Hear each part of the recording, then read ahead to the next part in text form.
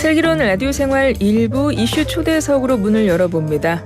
인천시 교육청에서 학생 성공 시대의 길을 열고 있는 도성훈 인천시 교육감 모셨습니다. 교육관님 안녕하세요. 예, 안녕하세요. 도성훈입니다. 반갑습니다. 네, 슬기로운 라디오 생활에 오신 지 한 1년이 넘었다고 들었습니다. 우리 청취자분들에게 오랜만에 오셨으니까 앞에 카메라 있거든요. 인사 한 말씀 해주세요. 예, 우리 YTN 라디오 애청자 여러분 오래간만입니다. 만나서 반갑고요. 금년에도 날씨도 덥고 또 여러 가지 어려운 일이 많이 있었을 텐데 한 해가 금방 지나가는 것 같습니다. 하여튼 한 해 마무리 잘 하시고 또 새해 복 많이 받으시기 바랍니다. 네, 어서 오세요, 교육감님. 반갑습니다. 네. 그러고 보니 이제는 새해 인사를 나눌 그런 시기가 됐네요. 12월입니다. 올해도 이제 1년이 다 갔는데요. 우리 올해 1년을 쭉 돌아보시면서 도성훈표 인천교육의 최대 성과 뭘 꼽으실 수 있을까요? 예, 금년 인천교육의 최대 성과는 인천만의 다양한 특색 있는 교육을 한 것이라고 생각이 드는데요.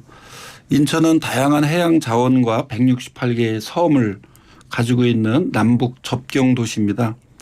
아이들이 인천의 섬과 바다를 비롯해서 인천을 바로 알 수 있도록 바다 학교를 만들고 또 섬 에듀 투어를 시작하고 또 평화의 가치를 마음에 품을 수 있도록 인천 난정평화교육원을 만들었고요. 또 두 번째로는 이제 교육복지를 확대했습니다. 지난 임기 만 5세 유치원부터 고등학교까지 무상교육을 실현했고요. 여기에 더해서 초등학교 입학준비금 또 중고 신입생 체육복 수학 영비 지원 이런 교육복지를 확대했고 특히 원거리 통학학생의 불편을 덜기 위해서 26대의 통학버스 학생 성공버스도 지금 시범 운영을 하고 내년에 이제 확대할 예정이고요. 네. 아까 이제 서두에 말씀하신 무엇보다 일거스.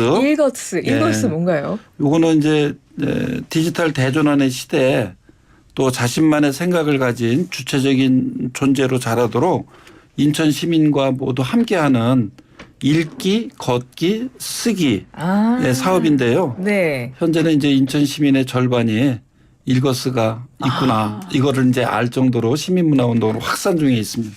그렇군요.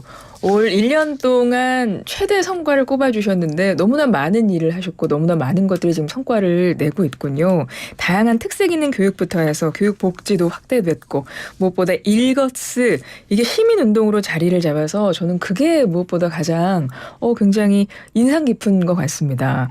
왜냐하면 인천시 교육청이 인천하면 인문학적 감성이 흐르는 인문학 도시를 만들고 있다고 그렇게 알고 있거든요. 예. 그렇다면 그 주력 사업 중에 하나가 역시 일거스 사업이라고 할 수 있을까요? 네. 좀 구체적으로 소개 좀 해주세요. 저희가 지난 4년간 책 읽는 도시 인천 사업을 꾸준히 해왔어요. 예. 그것을 좀 확대해서 일거스로 확장을 한 것인데요. 이제 우리 앞으로 살아갈 세상이 인간과 자연 AI가 공존하는 시대이기 때문에 그것을 대비하기 위해서 우리 교육청에서는 학생들이 읽고 걷고 쓰면서 질문하는 사람 또 상상하는 사람으로 잘할 수 있도록 하기 위해서 일거스 사업을 시작을 했는데요. 네. 읽기는 텍스트만 읽는 것이 아니고 다른 삶을 이해하는 세상 걷기다. 이렇게 규정을 해봤고요. 또 걷기는 타인의 삶이 담긴 길을 걷는 세상 읽기이다. 그리고 쓰기는 나다운 삶을 표현하면서 세상과 소통하고 연대하는 실천이다. 그래서 읽기, 쓰기, 걷기가 각각도 존재하기도 하지만 일거수로 융합됐을 때 그 자체로 삶의 리터러시면서 살아가는 데 필요한 삶의 힘이 성장하는 미래 교육의 바탕이 되는 교육이다 이렇게 생각을 하고요. 저는 요즘 일일 부도보 네. 하루라도 걷지 않으면 네. 심신생청록 몸과 마음에 녹이 쓴다. 요즘 이렇게 걷기를 통해서 그냥 건강만 챙기는 게 아니라 네. 사고하고 사유하고 수행하고 이런 것들이 함께 뭉쳐져 있기 때문에 네. 걷기가 굉장히 중요한 역할을 하고 있다 이렇게 생각을 합니다. 그래서 이것을 이제 금년 한 해 동안 한 3천여 명의 학생부터 시민까지 토론을 했었고요. 네. 그리고 이제 지역 100일장에도 우리 학생들과 학부모 직원들이 함께 참여하기도 하고 11월 4일 날에는 한 5,300명이 참여하는 걷기를 통해서 비전 선포식을 거행을 했는데요. 질문하고 상상하는 일거스, 인천은 일거스 한다. 요게 이제 우리 인천의 비전입니다. 그러면 교육감님께서 일거스 이 사업을 이제 시민운동, 하나의 시민운동으로까지 확대시켜주셨으니까 예, 예. 교육감님도 일거스 많이 하십니까? 저는 매일 매일. 하고 있고요. 사실 2020년에 저희 아들 둘과 초등학교 6학년, 고등학교, 중학교 1학년 이렇게 두 아들인데요. 네. 그때 땡볕에 8월 6일부터 9일까지 땡볕에 인천에서부터 천안의 독립기념관까지 3박 4일 동안 걸어갔어요. 어머. 그리고 그 이듬해도 똑같이 3박 4일 걷고 그 이듬해 3년을 계속 걸었는데 네. 3년째에는 인천 만수동서부터 강화 가서 강화 한 바퀴를 도는 5박 6일 동안 그렇게 걷고 그 이후에 또 인천 학생들 한 120명과 6박 7일 동안 인천 전역을 함께 걸으셨어요? 함께 걸으면서 인천이 어떤 곳이고 어떤 의미가 있는 것이고 내가 두 발을 딛고 사는 곳이 이런 역사적인 장소구나 이런 것들을 같이 체험할 수 있는 그런 것을 했고요. 저는 요즘도 매일 밤마다 요새 또 맨발 걷기 하고 있습니다. 맨발 걸어서 인천에 맨발로 걸을 때가 많은가요? 많이 이제 생겼고요. 걸으면서 이제 뭐 생각을 좀 정리하기도 하고 또 네네. 버리기도 하고 또 별과 바람과 달이 제 밤의 친구들입니다. 맞습니다. 근데 사실 저도 걷는 걸 굉장히 좋아합니다. 걷는 걸 굉장히 좋아하고 걸으면서 좀 느꼈던 것 깨달음이라고 말할지 모르겠지만 사람이 굉장히 마음이 차분해지면서 사유하게 되더라고요. 예. 그래서 걷는 거에 대해서는 저도 상대적으로 굉장히 공감을 하고 어디 인천에 걷기 좋을 만한 데 있으면 좀 추천 좀 해주세요. 아니, 여러 군데가 있는데요. 저는 이제 뭐 소래 습지 습지에. 제 동네가 거기이기 때문에 그러시군요. 그래서 그쪽에 이제 걷고 있습니다. 알겠습니다. 거기 등배산이라고 하는 곳에도 있어요. 알겠습니다. 거기에 제가 잘 기억을 하고 있다가 인천에서 걸을 일이 있으면 그 습지랑 동배산 한번 등배산 한번 가보도록 하겠습니다. 일거스 사업 관련해서 지금 뭐 인천시에서 지난 1년 동안 여러 가지 사업을 하셨던 것들 좀 쭉 설명을 해주셨고요. 이것도 한번 여쭤보고 싶어요. 올 한해 교육계의 가장 큰 이슈라고 하면 아무래도 교권 문제일 겁니다. 또 최근에 또 수능 시험장에서도 뭐 부정행위를 적발한 그 교사에 대해서 학부모가 또 학교까지 가고 이러면서 다시 한번 교권에 대한 이슈가 부각이 되기도 했잖아요. 교권 보호를 위해서 인천시 교육청에서 어떤 준비를 하고 계실까요? 예, 먼저 안타까운 사건들이 발생을 해서 너무나 이렇게 아픈 시간들을 같이 보내고 있는데요. 네. 학교 현장에서 아이들의 배움도 이어가고 또 꿈도 이어갈 수 있도록 애쓰시는 현장에 계신 선생님들께 먼저 이렇게 감사 말씀드리고요. 우리 교육청에서는 이제 교권보호조례도 미리 제정이 돼 있었고 네. 또 학교 구성원 인권 증진 조례도 교사, 학생, 학부모가 3자 합의에 의해서 만들어져서 운영이 되고 있었습니다. 그럼에도 불구하고 이런 사안이 발생을 해서 7월 26일 날 우리 23분의 현장 선생님들로부터 그 현장의 아픈 이야기들을 듣고 8월 9일 날에는 저희들이 TF를 구성을 하고 네. 네, 현장 조사를 해왔죠. 그걸 바탕으로 10월부터는 교권보호 대응팀을 만들어서 지금 대응을 하고 있고 또 10월 7일 날은 우리 인천에 있는 학부모 단체들이 학교 교권보호 결의 서한문을 이렇게 학교에다가 제출하기도 하고 학부모들께서 학부모들이 그렇게 자발적으로 발표를 하면서 학교 구성원들의 존중과 배려를 통한 공동체로 나아갈 수 있도록 그렇게 함께 해 주셨고요. 지난 11월 12일 날에는 교권보호 지원단이라고 하는 것을 구성을 했는데 교권 침해 시 컨설팅이라든가 법률 상담 또 피해 교사 상담 치료를 위해서 변호사 33명 그리고 이게 다른 지역하고 좀 다르게 우리 인천에서는 의사 선생님 4분을 모셨어요. 그 정신과 의사 선생님을 모셔서 필요하면은 바로 상담도 하실 수 있고요. 전문의한테 상담을 받을 수 있도록 그렇게 하고 교육 전문가 10명으로 구성된 교육활동 보호 지원단을 위촉을 했고요. 또 학부모 민원 처리에 대한 부분, 또 불리학생 상담을 위해서 비상벨이나 CCTV 등을 갖춘 민원 상담실도 내년에는 260실을 구축할 예정입니다.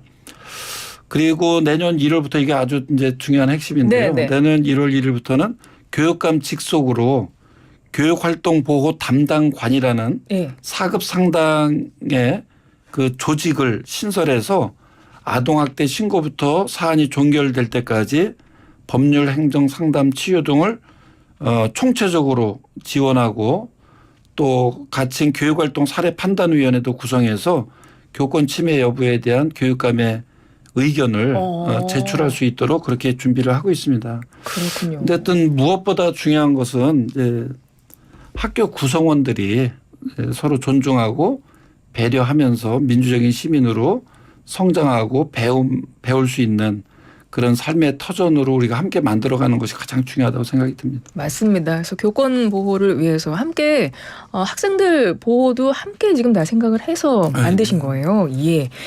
그렇게 준비를 하고 계시고 사실 이제 학교라는 환경 속에서 일하시는 분들이 종사하시는 분들이 분야별로 계시잖아요. 그래서 교권뿐만 아니라 사실 학교 종사자들의 근무 환경에 대한 그 개선에 대해서도 좀 목소리가 높은 걸로 알고 있는데요.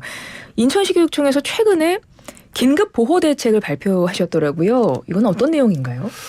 예, 우리 직원분들이 굉장히 다양한 직종으로 근무를 하고 계시는데 이분들의 역할이 정말 중요하죠. 네, 그리고 늘 네. 감사한 마음을 가지고 있고요.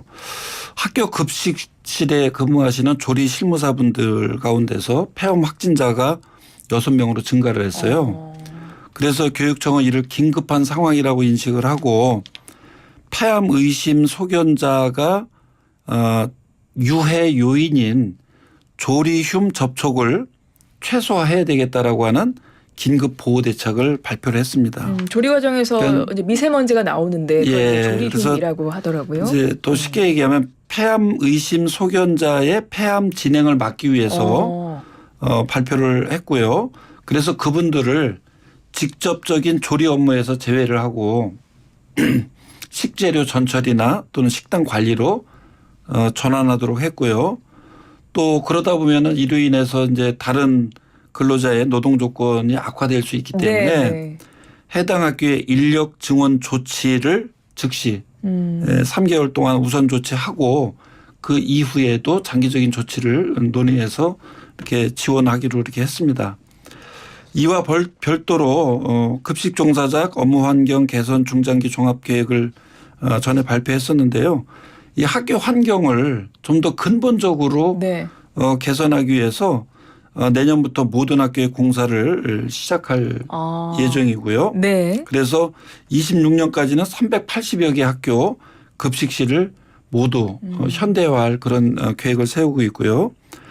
또 조리 실무사님들 대상으로 해서 1년 주기로 정기 검진은 물론이고 유소견자에 대해서는 추적 검사나 또는 조직 검사까지 지원할 수 있도록 의료 지원도 확대할 계획입니다.